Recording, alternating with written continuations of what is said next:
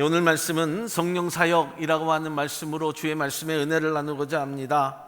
여러분 에스겔서 36장 18절을 보면 그들이 이 땅 위에 피를 쏟았으며 그 우상들로 더럽혔으므로 내가 분노를 그들이 위에 쏟았다라고 할 정도로 사실 이스라엘 백성들의 불순종이라고 하는 것은 말로 다 할 수 없었습니다. 그런데도 여호와 하나님이 이스라엘 백성들을 회복시키시고 자신들의 땅 고토로 즉 유대 땅으로 돌려보내시기 위한 계획을 섭리하시고 약속하십니다.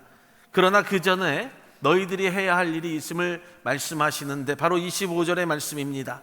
맑은 물로 너희에게 뿌려서 너희로 정결케 하되 곧 너희 모든 더러운 것에서와 모든 우상을 섬김에서 너희를 정결케 하라.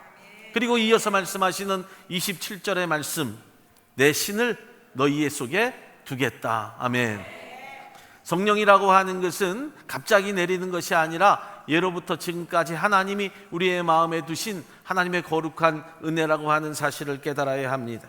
이것이 이스라엘 백성들의 정결 회복입니다. 내가 너희를 회복시키시기 위하여 나의 신을 너희 속에 두겠다. 내 힘을 너희들이 가지라. 희망을 가져라. 그래서 오늘 여기에 모인 성도들과 우리 사랑하는 자녀들에게 하시는 말씀입니다. 그리고 지금 고린도전서 6장 19절로 20절의 말씀을 보면 너희 몸은 너희가 하나님께로부터 받은 바 너희 가운데 계신 성령의 전인 줄을 알지 못하느냐. 너희는 너희의 것이 아니라 값으로 산 것이 되었으니 그런즉 너희 몸으로 하나님께 영광을 돌리라. 사랑하는 집들이 가족 여러분, 우리 성도들은 새로운 믿음 생활을 하고 또 우리의 믿음의 자녀들은 새로운 학년에 올라갈 때마다 우리가 무엇을 하고 살까?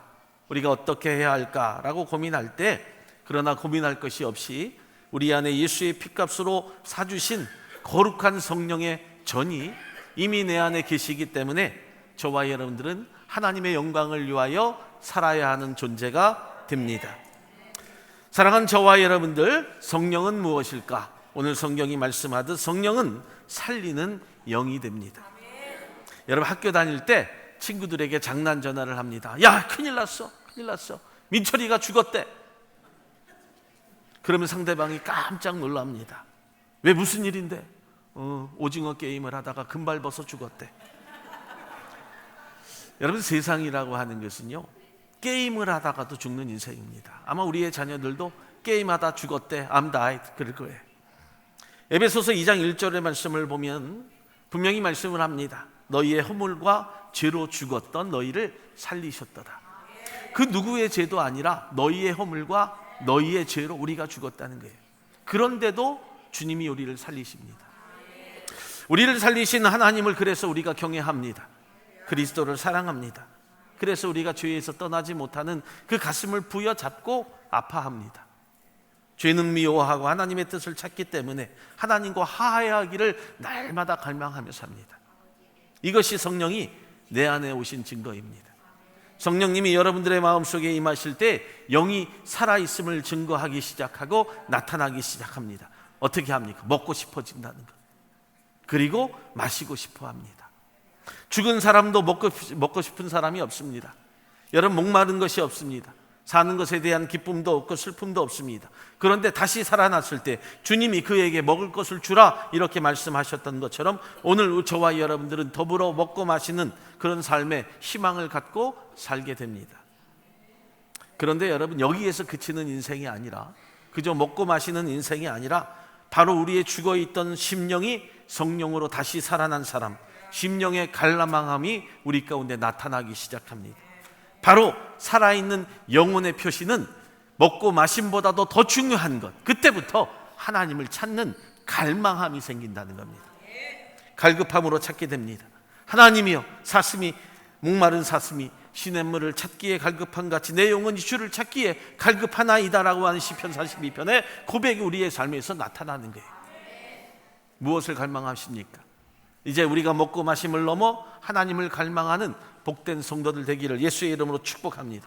하나님 나에게 자비를 베풀어 달라고, 하나님 나를 불쌍히 여겨 달라고, 하나님을 지금 내가 찾지 않을 수 없음에 내 삶의 심각한 이 상태의 모습을 바라보시고 내 신앙의 상태가 엉망인 것을 주님 아시고 이제 주님 나를 찾아오시고 내가 목마른 사슴같이 주님을 갈망한다고 하는 그 고백이 내 안에 살아계신 예수 그리스도가 성령이 움직이고 있다고 하는 거예요. 오늘 우리 사랑하는 성도들 그리고 우리의 믿음의 자녀들, 여러분 세상의 것에 기대면서 마치 소망이 없는 인생의 게임을 하다가 망치는 그런 인생을 살지 않기를 주님의 이름으로 부탁을 드립니다. 세상의 인생이라고 하는 것은요, 우리가 말하듯이 금만 밟아도 죽는 그런 것입니다. 재미가 없다는 거예요. 인생에 소망이 없다는 거예요. 여러분, 하나님의 성령 받기를 사모하고 소망하고 살아가는 복된 성도들이 되십시오. 우리의 자녀들이 되십시오. 세상의 것들로 술 취하지 말고 방탕하지 말고 시들고 말라가는 풀처럼 살지 마십시오. 에베소서 5장의 말씀을 보면 술 취하지 말라, 이는 방탕한 것이니 오직 성령의 충만함을 받으라. 시와 찬미와 신령한 노래들로 서로 화답하며 너희의 마음으로 주께 노래하며 찬송하며. 그 다음에 무엇이라 말씀합니까? 범사에 우리 주 예수 그리스도의 이름으로 항상 아버지께 감사하노라. 사랑하는 저와 여러분들, 여러분 그리스도를 경외함으로 마지막에 이룰 것이 무엇입니까? 서로 피차 하나님 앞에 복종하는 일이 되어갑니다. 우리를 살리신 영이신 성령으로 노래하고 찬송하고 우리가 감사하며 살아가는 자가 반드시 되어야 합니다. 그래야 살아있는 그리스도인이라고 이야기할 수 있습니다. 맥없이 저와 여러분들이 여기저기 기웃거리며 사는 인생이 제일 불쌍한 인생입니다. 무엇을 찾아 나설까? 오늘이 지나면 내일은 무엇을 먹을까 입을까 걱정하는 삶보다도 내 삶의 자리를 지키고 사는 것이 더 복된 것이에요. 내 신앙의 유익을 위하여서 저와 여러분들이 하나님의 거룩한 교회를 찾았다고 한다면 이제는 여러분들이 살고자 도전하고 노력하는 인생이 되어야 합니다. 여러분, 저도 마찬가지입니다. 저의 목회에도요, 매세 살고자 끊임없이 노력하고 땀 흘리고자 하는 게, 목회도 살아야 되지 않겠습니까? 죽어있는 목회가 될 수 있어서는 결코 안 된다는 거예요. 성도들도 마찬가지입니다. 가만히 두고 평안히 가라 이야기할 수 없다는 거예요.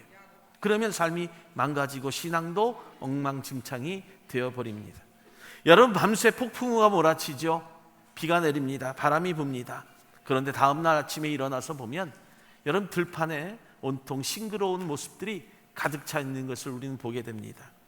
내 인생에 폭풍우가 있는 것도 사실이에요. 힘들고 어려울 때가 있습니다. 그러나 분명한 것은 성령이 내 안에서 내 영을 깨우시면 나도 언제나 푸르른 인생의 모습을 살아갈 수 있는 것입니다. 성령이라고 하는 것은 어떤 고통과 환난 속에서도 우리를 노래하게 합니다. 우리를 기쁘게 합니다. 찬송하게 하고요, 더 나아가서 범사에 감사하게 만든다는 거예요.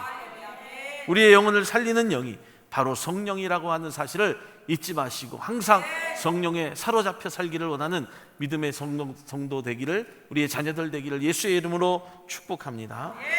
둘째는 성령은 우리를 깨우는 영입니다. 깨운다. 여러분, 저도 그랬는데요, 사실 아직 우리의 자녀들은 이렇게 이야기합니다. 학교에서 배운 게 다입니다. 그리고 자신들의 고집을 꺾지 않는 것이 사실 우리의 자녀들의 모습이기도 하고요, 성도들의 모습이기도 합니다.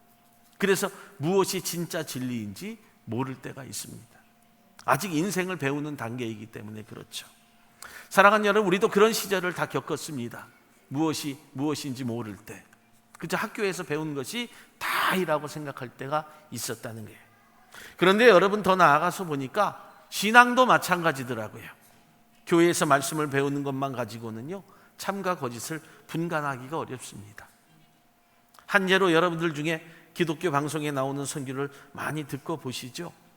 그런데 여러분, 거기에 나오는 설교들 중에 얼마나 많은 이단적인 요소들이 있는 줄 아십니까? 우리가 깨어서 분별하지 못하면 그것이 참인지 거짓인지 모르고 그 말씀을 들을 때가 있습니다.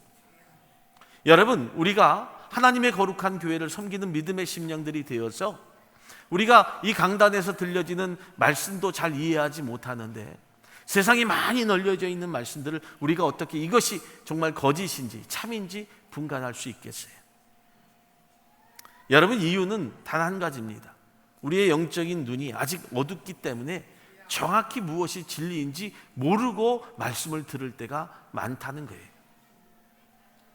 사랑하는 저와 여러분들, 성경을 보면요, 예수님의 설교를 듣고도 그냥 가는 사람들이 있었습니다. 그냥 가는 사람들이 있었다는 거예요.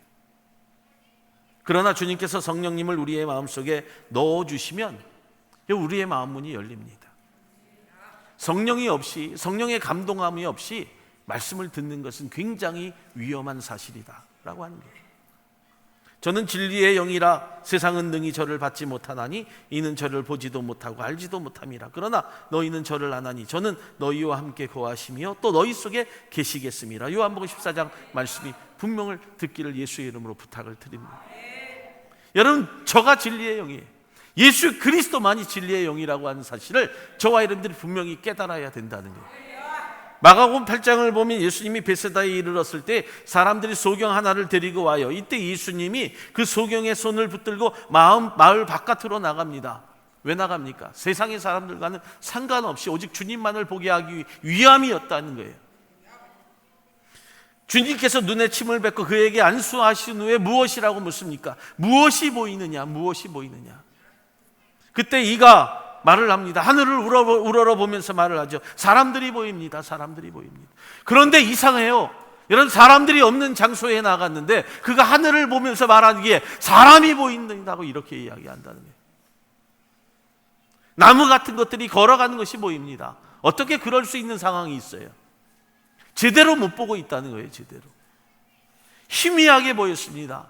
예수 그리스도조차도 보이지 않았다는 거예요. 이때 예수님께서 눈에 다시 안수하실 때 그가 어떻게 봅니까? 예수님을 주목하여 밝히 보았습니다. 예수님을 똑똑히 분명하게 보았다는 거예요. 우리의 신앙생활이라고 하는 것은 오직 주님만 바라보는 복된 자의 삶을 살아야 돼요. 이것이 성령이 나에게 임하시면 하나님의 신이 나에게 두심으로 말미암아 내가 아름다운 것들만을 바라보는 것이 아니라 세상의 것들만 바라보는 것이 아니라 오직 주님만 바라보는 자의 삶을 살아야 된다. 주님이 없이 우리는 할 수 없어요. 성령의 은혜가 없이 우리가 주님을 어떻게 바라볼 수 있겠어요? 사랑하는 집들이 가족 여러분, 오늘 우리 모든 성도들과 자녀들 진리의 성령이 우리 가운데 임하시면 반드시 우리의 영이 깨어납니다. 그리고 그때 우리는 주님을 똑똑하게 바라볼 수 있는 거예요. 지금은 우리가 모든 것이 희미하게 보이나 성령을 내 안에 두고 살기를 원하는 자들, 성령을 깨우고 내 삶에 나타나는 자들은 그래서 주님만 바라보고 사는 거예요. 아직 주님의 모습이 흐릿하게 보인다면 나는 아직 성령의 영이 깨어나지 못한 거예요. 사랑하는 여러분, 처음 신앙을 가지고 교회에 나오게 되면 무엇이 보입니까? 예쁘게 차려입은 찬양팀의 모습만 보이는 거예요. 노래 잘하는 성가대의 모습만 보이는 거고요. 예배를 마치고 나면 음식을 잘하는 권사님들이 보이는 거고요. 그리고 나에게 커피를 대접해주는 집사님이 보이는 거예요. 오늘 설교에서 무슨 들을 말이 있나, 아니면 반짝거리는 넥타이만 보이는 거예요. 그런데 여러분, 이게 믿음이 다가 아니에요. 우리가 바라보는 것들이 믿음이 다가 아니다. 성령님이 풍성하게 임하시면 심령의 눈이 점점 밝아지고요, 사람들보다 주님을 똑똑하게 바라보면서 우리의 영이 깨어지는 거예요. 더 나아가서 무엇이 보입니까? 이제는 사람들이 보이는 것이 아니라 내 자신이 보이는 거예요. 그 안에 살아서 숨쉬고 움직이는 더러운 죄가 보이는 거예요. 주님을 만난 베드로가 깨어나지요. 그래서 주님 앞에 꿇어 엎드려 말해요. 주님, 나는 죄인입니다. 나를 떠나소서. 주님을 온전히 바라보니까 내 안에 살아서 아직도 그 더럽게 움직이는 죄가 보였던 거예요. 여러분, 우리가 주님을 바라볼 때 죄를 가진 자가 어떻게 주님을 온전히 바라볼 수 있겠어요? 여러분, 하나님의 거룩함 앞에 죄인들이 어떻게 주님을 바라볼 수 있습니까? 청년 이사야가 성전에 들어가 기도하다가 고백을 해요. 화로다 나는 망하였도다. 나는 입술이 부정한 사람이라고. 입술이 부정한 백성 중에 거하면서 만군의 여호와이신 왕을 배웠다고, 하나님의 은혜를 깨달았다고 하는 거예요. 이 부족한 죄인이 어떻게 하나님을 뵐 수 있겠느냐고. 영이 깨어지면서 자신의 죄를 바라보는 거예요. 그래서 성령이 임하면 내 자신의 죄를 발견하고 하나님 앞에 회개하는 거예요. 그토록 수없이 많은 설교를 들어도요, 사실 깨어나지 못하면 소용이 없어요. 여러분들이 TV에서 나오는 아무리 많은 설교를 들어보세요. 그 설교가 여러분들을 변화시켰습니까? 못했잖아요. 못하고 있잖아요. 왜요? 진리의 영이신 성령을 내가 아직 마음에 품지도 못하고 깨어나게 하지도 못하고 받지도 못했기 때문에 그래요. 깨다라고 하는 말에는요, 우리 한국말에는 두 가지의 뜻이 있는 것 같아요. 하나는 부수다라고 하는 말이 있죠. 의미가 있어요. 깨다. 하나는 부수다. 하나는 잠에서 깨다입니다. 여러분, 성령이 우리 가운데 임하시면 죄악을 깨부수고 영적인 잠에서 깨어나야 된다는 거예요. 할렐루야. 이처럼 성령의 눈이 밝아지면 주님을 배울 뿐더러 자기 자신의 부족한 허물과 그런 죄악의 모습들을 발견하게 되는 거예요.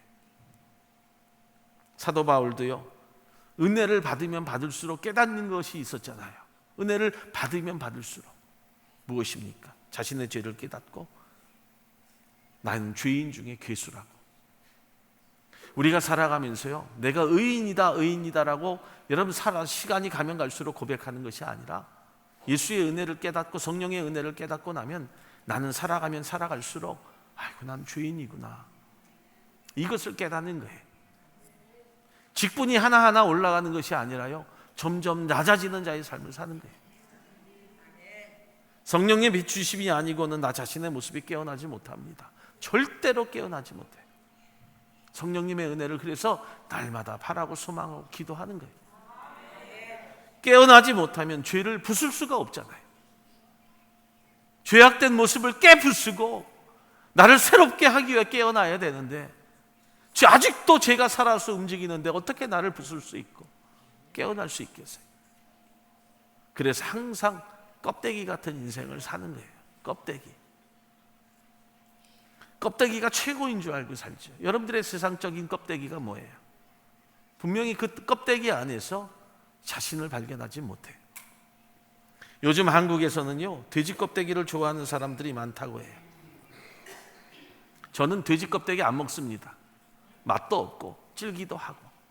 어떤 사람이 이야기할 때 돼지 껍데기는 뭐 콜라겐이 많다고 해서 먹으면 피부에 좋다고 하는데 영양학자가 이야기하더라고요. 그렇게 좋아지려면 그 자리에서 돼지 100마리를 먹어야 된대. 왜 같은 값을 주고 돼지 껍데기를 먹습니까? 속살을 먹어도 시원찮은 판.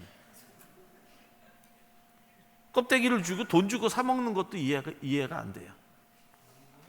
미국에서 나가신 분들이요, 한국에 나가서 고기를 드실 때 한우를 드시면 다들 놀란다고 해요.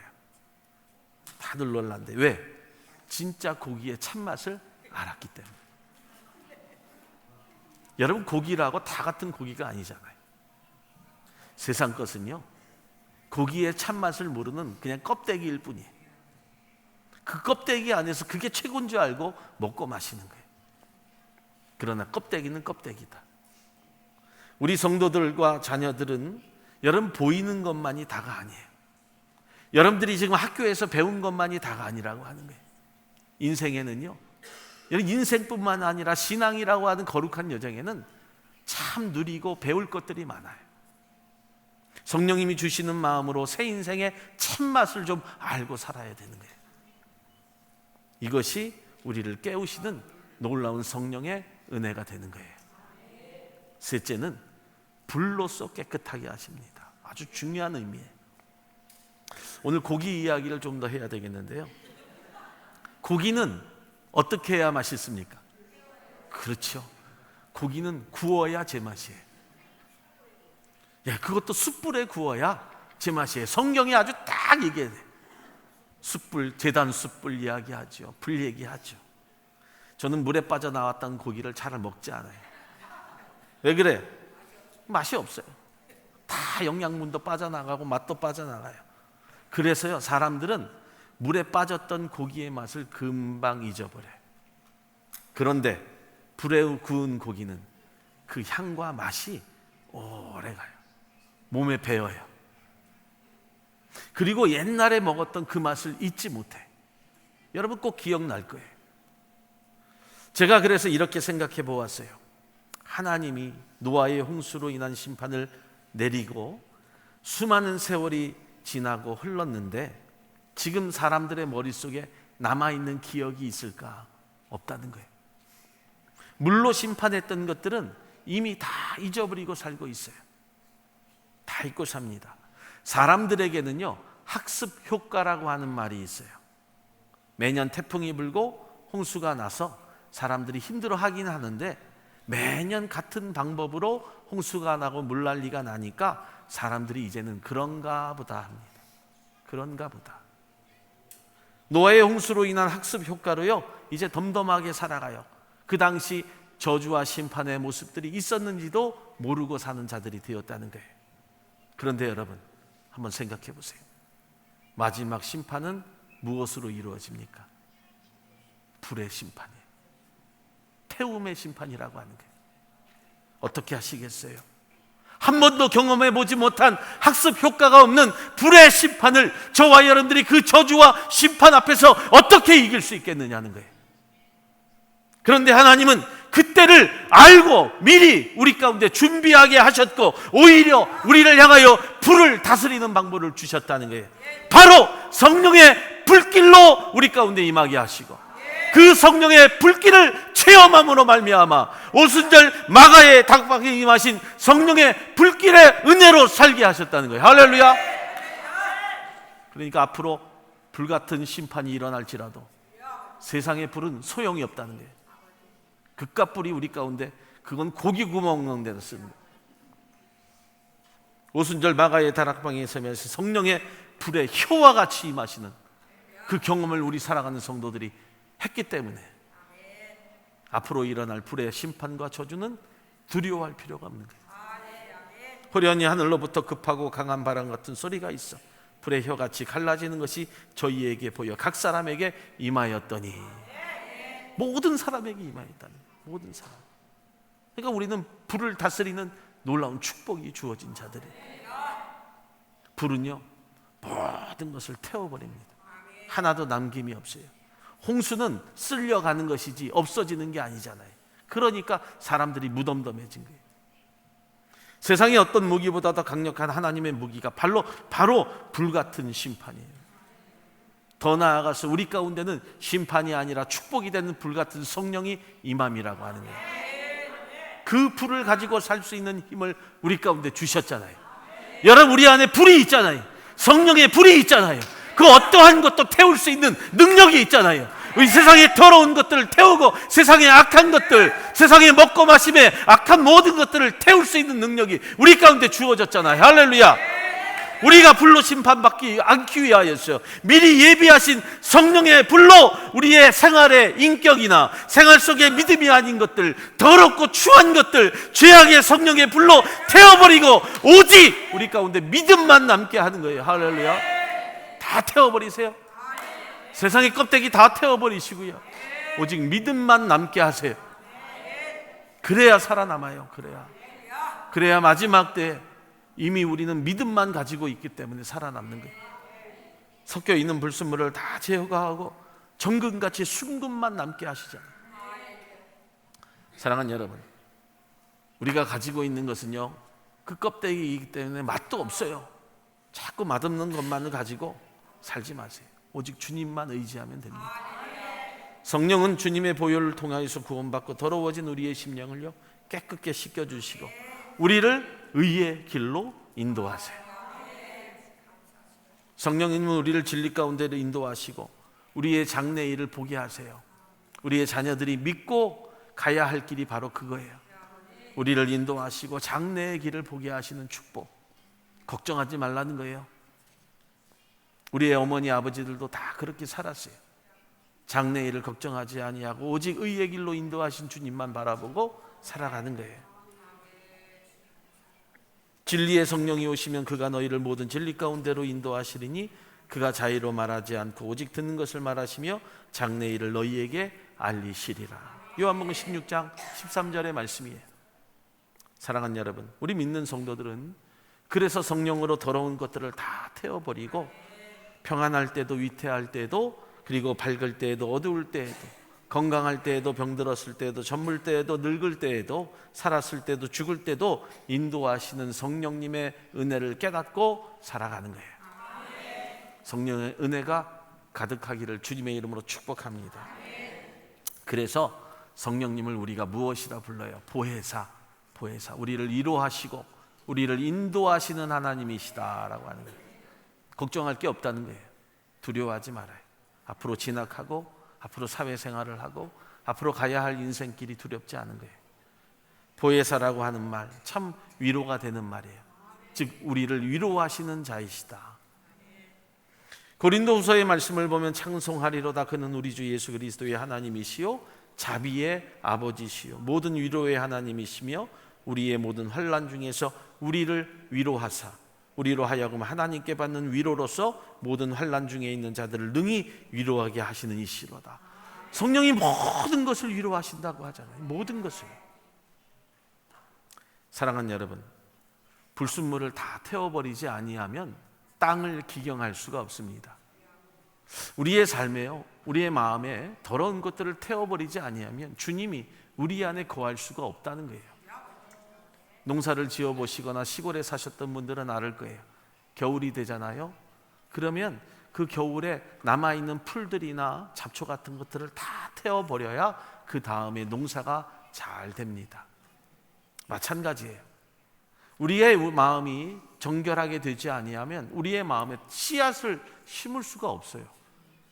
말씀의 씨앗을 심었는데도요 자꾸 가라지가 나는 이유가요, 우리가 아직 더러워진 몸과 마음인데 거기에 억지로 씨앗을 심기를 원하기 때문이라고 하는 거죠.